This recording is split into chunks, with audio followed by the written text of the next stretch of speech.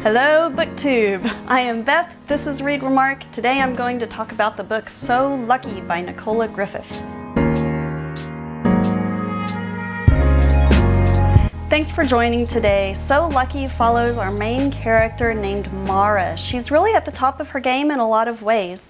She heads up this really huge, powerful AIDS foundation. She's at the end of her long-term marriage with her wife, but at the beginnings of a burgeoning friendship that may turn into romance with her longtime friend. She's also, personally speaking, very good with martial arts. It talks about all of the practices that she goes through with her dojo and how powerful her body is with that.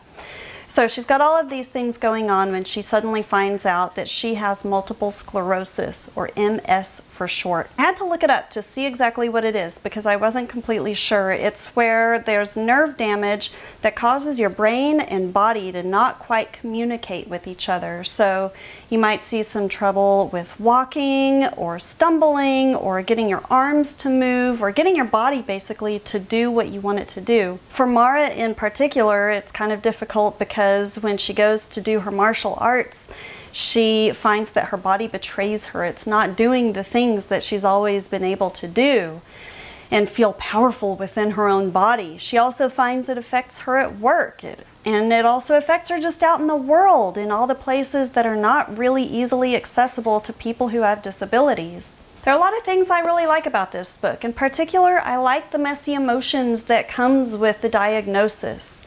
You know, Mara is not one of those people who sits on a back porch with a glass of tea and, you know, spits out platitudes to family members about how wise she is now and how it's given her a new lease on life.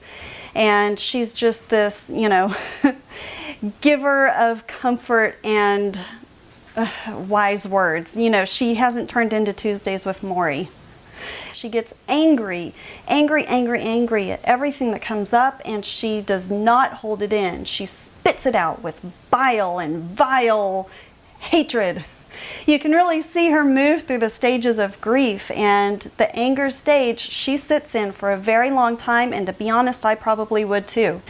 I also like that it shows the realities of living with MS. It's very difficult, from what I've read in the book, to deal with all the different medicines and the almost treating yourself as a science experiment to try and find what works.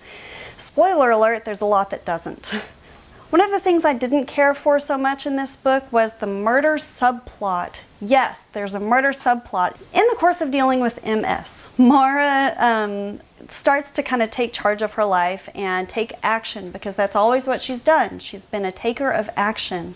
Through the course of all of that, somehow there's a murderous person who catches on to other people who have MS. It's a really sad thing to add on.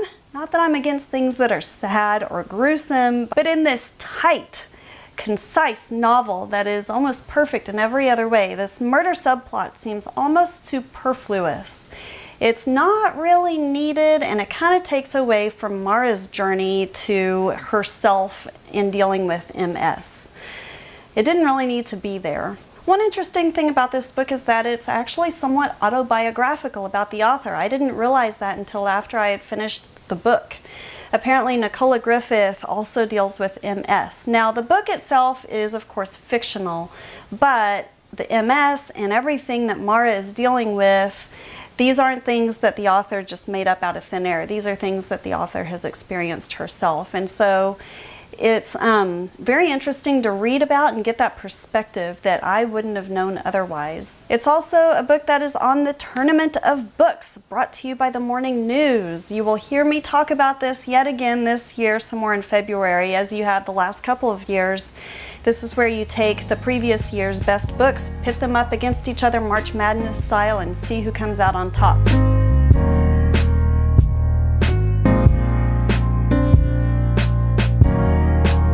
The title, So Lucky, could be taken one of two ways. It could be sarcastic, like, oh, I'm so lucky. Thank you, universe, for giving me MS. I really appreciate it.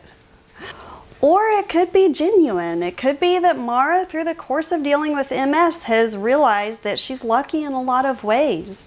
She has this wonderful community of fellow MS people with whom she has connected and who she helps and who help her.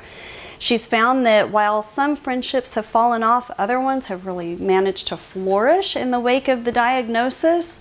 And she's found that even though her body has pretty much betrayed her in many ways, she's learning to listen to it in other ways. And so even though the conditions aren't ideal, she finds that she's just so damn lucky to live in this messy, horrible, complicated, but sometimes beautiful world.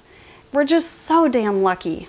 So very good book, So Lucky by Nicola Griffith. It is not a tearjerker by any means. It's a very straightforward, unsparing look at MS and what it is to live with it. And it's actually enjoyable, which is an odd thing to say about a book of this nature, but I enjoyed it.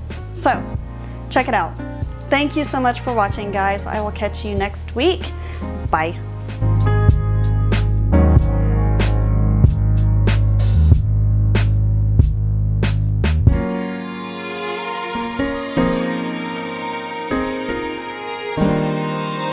Adding on this murder subplot is pretty the murder subplot seems almost God.